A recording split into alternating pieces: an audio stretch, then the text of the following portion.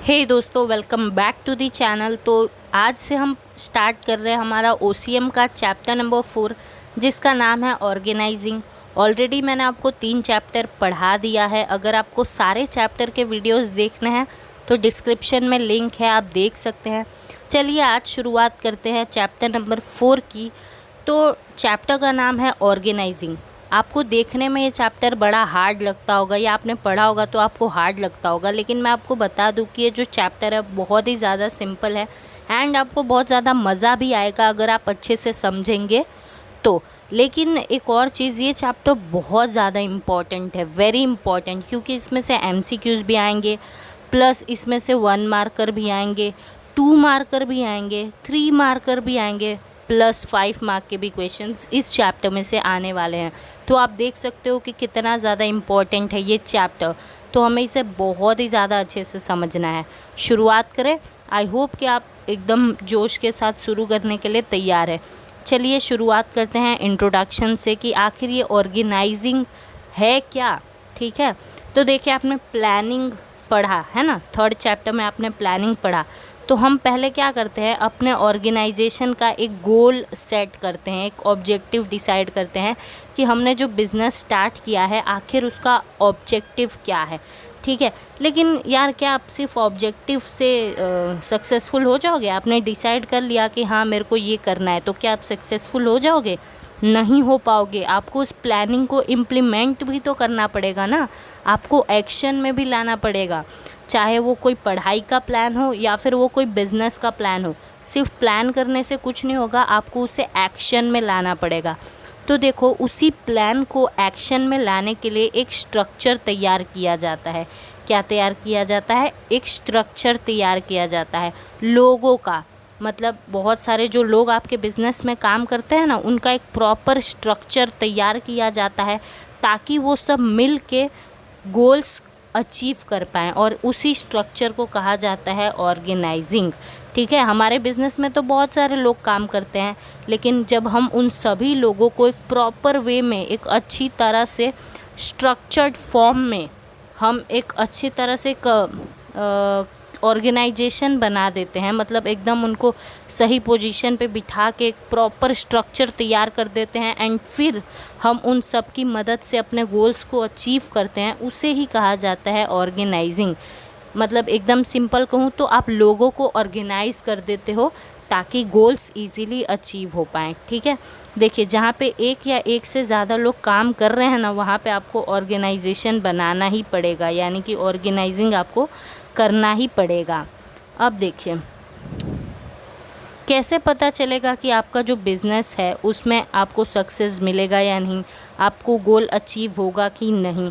तो देखिए वो डिपेंड करता है कि आप किस तरह से काम को बांटते हो अपने लोगों में, किस तरह से आप लोगों को पावर देते हो, जिम्मेदारियां देते हो, किस तरह से आप अपने एम्प्लॉयज़ के बीच में एक रिलेशनशिप बना के रखते हो। तो ये सब डिसाइड करेगा कि आपका बिज़नेस सक्सेसफुल हो पाएगा या नहीं। ये जो हम ऑर्गेनाइजिंग करते हैं ना, हम जो ऑर्गेनाइजेशन बनाते हैं, वो याद रखना है हम क्यों बनाते हैं, ऑब्जेक्टिव्स को अचीव करने के लिए बनाते हैं। ठीक है, प्लानिंग को हम बिज़नेस का ब्रेन कह सकते हैं, हम प्लानिंग को क्या कह सकते हैं, बिज़नेस का दिमाग कह सकते हैं, क्योंकि भाई हम एक प्लान बनाते हैं तो ही हमें पता चलता है कि हमारे बिज़नेस का ऑब्जेक्टिव क्या है। कोऑर्डिनेशन को आप बिज़नेस का सोल कह सकते हो, यानी कि आत्मा कह सकते हो, लेकिन ऑर्गेनाइजेशन है ना, वो पूरा का पूरा बॉडी है। तो ऑर्गेनाइजेशन बहुत इम्पॉर्टेंट है जो हम इस चैप्टर में पढ़ने वाले हैं। क्लियर है? ऑर्गेनाइजेशन मतलब सिंपल आपको पता होना चाहिए, जब आपके बिज़नेस में जो लोग काम करते हैं ना, उनको आप प्रॉपरली ऑर्गेनाइज कर देते हो कि भाई पहले इतने लोग, फिर इतने, मतलब यहाँ से ये आदमी ये काम करेगा, ये काम करेगा, ये काम करेगा। देख रहे हो, एक स्ट्रक्चर रेडी हो गया है। इसी स्ट्रक्चर को ऑर्गेनाइजेशन कहा जाता है एंड इस प्रोसेस को ऑर्गेनाइजिंग कहा जाता है। क्लियर? ओके, अब आता है देखिए मीनिंग। ठीक है, कि आखिर होता क्या है। वैसे तो मैंने बहुत अच्छे से आपको समझा दिया, फिर भी देखिए, the structure formed in order to enable delegation of authority and responsibility towards the people actively engaged for common goal is organising. तो देखिए, आप क्या करते हो ना, बहुत सारे लोग काम कर रहे होते हैं आपके बिज़नेस में एक गोल को अचीव करने के लिए, तो आप उन्हीं सब लोगों का एक स्ट्रक्चर रेडी करते हो एंड आप उन सबको पावर और रिस्पॉन्सिबिलिटी बांटते हो, उसी को कहा जाता है ऑर्गेनाइजिंग। ये मैंने आपको ऑलरेडी बताया था, राइट। अब डेफिनेशन से देखते हैं कि ये क्या होता है। तो चेस्टर आई बर्नर्ड कहते हैं, the activity conducted by the cooperation of 2 और more people and their coordination is called organising. तो बर्नर्ड साहब कहते हैं कि भाई जब 2 और 2 से ज़्यादा लोग मिलजुल के काम करते हैं गोल्स अचीव करने के लिए, उसको कहा जाता है ऑर्गेनाइजिंग। बड़ा ही अच्छा है, सिंपल सा डेफिनेशन है, आप एग्ज़ाम में लिख सकते हैं। अब दूसरे भाई साहब अलीन जी हैं, ये भी कुछ कहते हैं, थोड़ा बड़ा है लेकिन बड़ा इजी है, that organising is the process of identifying and classifying the work to be performed, defining and delegating responsibility and authority, and establishing relationships for the purpose of enabling people to work most effectively together in accomplishment of objective। तो अलीन जी कहते हैं कि organising एक ऐसा process है जहाँ पे आप सबसे पहले आइडेंटिफाई करते हो कि आपको क्या काम करना है। अब आपने आइडेंटिफाई कर लिया कि आपको क्या काम करना है, फिर आप उसको क्लासीफाई करते हो एंड देन आप लोगों को बुलाते हो और उनको पावर और रिस्पॉन्सिबिलिटी देते हो कि भाई साहब आपको ये काम करना है, भाई साहब आपको ये काम करना है। एंड फिर आप रिलेशनशिप बनाते हो। रिलेशनशिप बनाते हो मतलब बहुत सारे लोग हैं, राइट। तो आपको ना एक रिलेशनशिप बनाना पड़ेगा, आपको बताना पड़ेगा कि तुमको काम करना इम्पॉर्टेंट है, नहीं तो इसका काम नहीं हो पाएगा, एंड इसका काम करना इम्पॉर्टेंट है, नहीं तो इसका काम नहीं हो पाएगा। जैसे कि देखिए, समझ लीजिए ये बंदा प्रोडक्शन कर रहा है, ये बंदा सेल्स कर रहा है एंड ये बंदा देखता है कि प्रॉफिट कितना हुआ। तो भाई प्रोडक्शन होगा तभी सेल होगा ना भाई, सामान बनेगा तभी सेल होगा और तभी प्रॉफिट होगा। तो आपको एक रिलेशनशिप बनाना पड़ेगा ऐसे ही, ताकि लोगों को पता चले अगर मैं काम नहीं करूँगा ना तो दूसरा काम रुक जाएगा, एंड ये सोचेगा कि अगर मैं ये काम नहीं करूँगा तो तीसरा काम रुक जाएगा। ठीक है, बन गया रिलेशनशिप, समझ गए। नहीं तो आप लोग यार बहुत स्मार्ट हो, अलग रिलेशनशिप सोचोगे, है ना।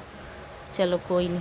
कॉन्सेप्ट, अब थोड़ा इजी सा टॉपिक है, कुछ नहीं है, बस आपको समझना है कि ये है क्या। सो अगर आपको अपने मैनेजमेंट के गोल्स अचीव करने हैं तो आपको बहुत अच्छी तरह से ऑर्गेनाइजिंग करना पड़ेगा। हमारे मैनेजमेंट में जो बहुत सारे प्रॉब्लम्स आते हैं ना, वो इसलिए आते हैं क्योंकि हमारा ऑर्गेनाइजेशन अच्छा नहीं होता है। लेकिन अगर हम अपने ऑर्गेनाइजेशन को अच्छा कर लेंगे, अच्छी ऑर्गेनाइजिंग करके, तो शायद हमारे बहुत सारे प्रॉब्लम्स ख़त्म हो जाएंगे। ठीक है, अगर एक बिज़नेस यूनिट केपेबल है कि वो अच्छा ऑर्गेनाइजिंग कर सके, तो देखो क्या क्या फ़ायदा होता है। हमारा टाइम बचता है, एनर्जी बचता है, मनी बचता है, हमारे रिसोर्सेज का अच्छे से इस्तेमाल होता है एंड बहुत सारी प्रॉब्लम्स ऐसे ही दूर हो जाती हैं। ठीक है, ऑर्गेनाइजिंग कहाँ होता है भाई? ऑर्गेनाइजिंग वहाँ होता है जहाँ पे लोग ग्रुप में मिलके काम कर रहे होते हैं एक गोल को अचीव करने के लिए। ठीक है, इसे आप अरेंजमेंट भी कह सकते हो, क्योंकि कहीं ना कहीं हम लोगों का अरेंजमेंट ही तो करते हैं ऑर्गेनाइजिंग में। ठीक है, एंड आप क्या करते हो देखो, आप कंफ्यूज मत होना कि मैम आप कभी ऑर्गेनाइजिंग बोल रहे हैं या कभी आप ऑर्गेनाइजेशन बोल रहे हैं। तो देखिए, ऑर्गेनाइजेशन मतलब होता है, देखिए थोड़ा क्लियर कर देती हूँ अच्छे से। क्या है, जब मैं 12th में थी तो बहुत ज़्यादा कंफ्यूज हो जा रही थी, कभी हमारी मैम ऑर्गेनाइजिंग कहती थी, कभी ऑर्गेनाइजेशन कहती थी। आई वॉज वेरी कन्फ्यूज्ड, इसलिए मैं आपको बता देती हूँ। तो ऑर्गेनाइजिंग प्रोसेस है, ठीक है, ऑर्गेनाइजिंग प्रोसेस है, और फिर जो फाइनल बनता है ना उसको कहा जाता है ऑर्गेनाइजेशन। ठीक है, जब आप लोगों के बीच में काम बांट रहे हो ना तो आप ऑर्गेनाइजिंग कर रहे हो, लेकिन उसके बाद जो स्ट्रक्चर बन के तैयार हुआ है ना वो ऑर्गेनाइजेशन कहलाता है। ठीक है, तो प्रोसेस तो ऑर्गेनाइजिंग है, लेकिन जो बन के रेडी हुआ वो ऑर्गेनाइजेशन है। क्लियर? तो ऑर्गेनाइजेशन में क्या होता है कि हम अथॉरिटी और रिस्पॉन्सिबिलिटी यानी कि जिम्मेदारियाँ और पावर्स ये बांटते हैं लोगों के बीच में, ताकि वो अच्छे से काम कर सके। अब यहाँ पे देखिए, एक ह्यूमन बॉडी का एग्जांपल दिया है कि एक ऑर्गेनाइजेशन है ना सिमिलर होता है ह्यूमन बॉडी से। कैसे? तो देखिए, जैसे हमारा जो शरीर है इसमें हाथ है, पैर है, सब अलग अलग काम कर रहे हैं। हाथ लिखने का काम करता है, खाने पीने का बहुत कुछ करता है, और पैर चलने का काम करता है। हमारी जो मुंडी है वो ब्लैक बोर्ड को देखने का काम करती है, इधर देखती है उधर देखती है। कुछ लोग होते हैं भूत की तरह मुंडी को घुमाते भी हैं। तो मतलब हर बॉडी हमारा अलग अलग तरह से काम कर रहा है, लेकिन कहीं ना कहीं सब एक दूसरे से जुड़े हैं और हम इसे बॉडी कहते हैं। उसी तरह से ऑर्गेनाइजेशन में भी होता है कि सबका काम अलग अलग है, लेकिन सब कहीं ना कहीं एक दूसरे से जुड़े हैं। ठीक है, अब जो नेक्स्ट टॉपिक है वो है कैरेक्टरिस्टिक। भाई ये जो ऑर्गेनाइजिंग है उसके क्या कैरेक्टरिस्टिक है, क्या फीचर है, क्या नेचर है। पहला है गोल ओरिएंटेड एक्टिविटी, मतलब हम ऑर्गेनाइजिंग क्यों करते हैं, ताकि हम एक गोल अचीव कर सके। हर बिजनेस यूनिट पहला अपना एक मेन ऑब्जेक्टिव सेट करता है कि उन्हें क्या पाना है, फिर उसको छोटे छोटे सब ऑब्जेक्टिव में हम उसको तोड़ देते हैं, और उसके बाद हम एम्प्लॉयज़ को बता देते हैं कि आपको क्या काम करना है, आपको क्या काम करना है, ताकि हम उस गोल को अचीव कर सके। तो ये जो ऑर्गेनाइजिंग है ये हम गोल पाने के लिए करते हैं। दूसरा प्लानिंग बेस्ड। देखिए, ऑर्गेनाइजिंग आप कर ही नहीं सकते अगर आपने प्लानिंग नहीं करा है। तो सबसे पहले हमें प्लानिंग करना पड़ता है कि बिज़नेस के क्या गोल्स हैं और एंड ऑब्जेक्टिव हैं। उसके बाद हम ऑर्गेनाइजेशन बनाते हैं, यानी कि ऑर्गेनाइजिंग करते हैं। तो जब आपको ऑर्गेनाइजिंग करना है तो आपको सबसे पहले प्रॉपर प्लानिंग करना पड़ेगा। ठीक है, तो बिना प्लानिंग के हम ऑर्गेनाइजिंग नहीं कर सकते हैं, इसलिए ये प्लानिंग बेस्ड है। तीसरा, delegation of authority and responsibility. ये तो हमने कितने बार बात कर लिया कि लोग मिलजुल के काम करते हैं ना, अपने कैपेबिलिटीज़ और स्किल्स के हिसाब से बहुत सारे लोग मिलजुल के काम करते हैं। तो हम क्या करते हैं, उन्हीं लोगों को काम देते हैं, थोड़ा पावर देते हैं उनके स्किल और उनके कैपेबिलिटी के हिसाब से। ओके, चौथा है importance to human element. See, organising कौन करता है भाई, ह्यूमन बीइंग करता है, एक इंसान ही करता है ना, और एक इंसान के लिए ही किया जाता है ऑर्गेनाइजिंग। तो इसीलिए ह्यूमन बीइंग सेंटर पे होता है, एंड ये बहुत इम्पोर्टेंट होता है एक ऑर्गेनाइजेशन में। पांचवा है फ्लेक्सिबिलिटी। एक बार आपने ऑर्गेनाइजेशन बना दिया, ठीक है, तो भाई हमेशा जो सिचुएशन है, सर्कमस्टेंसेस है, वो सेम नहीं रहने वाले हैं। सर्कमस्टेंसेस और सिचुएशंस बदलते रहेंगे, तो हम बदलाव के साथ बदल सकते हैं, उसमें कोई दिक्कत नहीं है। हम फ्लेक्सिबल रह सकते हैं ऑर्गेनाइजिंग के अंदर। सिक्स्थ है establishment of inter relationships. Organising में हम क्या करते हैं कि लोगों के बीच में, काम के बीच में, पोजीशन के बीच में, डिवीज़न के बीच में कहीं ना कहीं एक रिलेशनशिप इस्टेब्लिश करते हैं। जैसे कि मैंने एग्जांपल दिया था ना कि ये काम होगा तभी ये होगा, ये होगा तभी ये होगा, ये होगा तभी ये होगा। तो ऐसे ना आपको एक स्ट्रक्चर बनाना पड़ता है ताकि लोग काम अच्छी तरह से करें, उन्हें लगे कि नहीं अगर मैं काम नहीं करूँगा तो बाकी सारे काम रुक जाएंगे। सेवेंथ है मॉनिटरिंग एंड कंट्रोल। देखिए, हर एक ऑर्गेनाइजेशन में ना मॉनिटरिंग करना बहुत ज़रूरी है, मतलब देखना बहुत ज़रूरी है कि काम सही से चल रहा है कि नहीं, सब लोग मिलजुल के काम कर रहे हैं कि नहीं।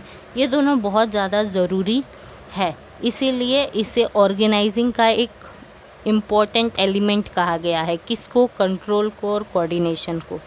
एथ है ग्रुप एक्टिविटी। बिल्कुल, ऑर्गेनाइजेशन क्या है, ऑर्गेनाइजिंग करना क्या होता है, एक ग्रुप एक्टिविटी होता है, क्योंकि वहाँ पे दो से ज़्यादा लोग होते हैं। जहाँ भी 2 या 2 से ज़्यादा लोग होते हैं हम वहाँ पे ऑर्गेनाइजिंग कर सकते हैं। तो ये ग्रुप एक्टिविटी है। 9th है controlled administrative structure.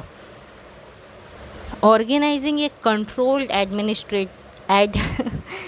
Administrative, right बोला मैंने, एडमिनिस्ट्रेटिव, हाँ।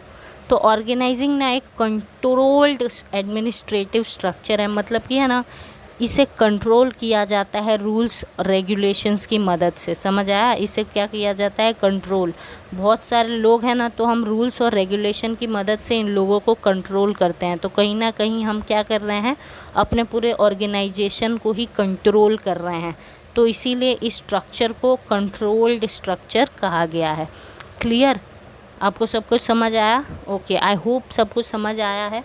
इफ़ यस, जल्दी से इसे लाइक कर दो इस वीडियो को, एंड जाओ पार्ट 2 देख लो, ठीक है। डिस्क्रिप्शन में लिंक है, वहाँ पे मिल जाएगा प्लेलिस्ट, वहाँ से आप पार्ट 2 इस चैप्टर का देख लीजिए। Thank you so much for watching. मैं मिलती हूँ आपसे इस वीडियो के पार्ट 2 में। तब तक के लिए bye bye, tata and take care. पढ़ते रहो।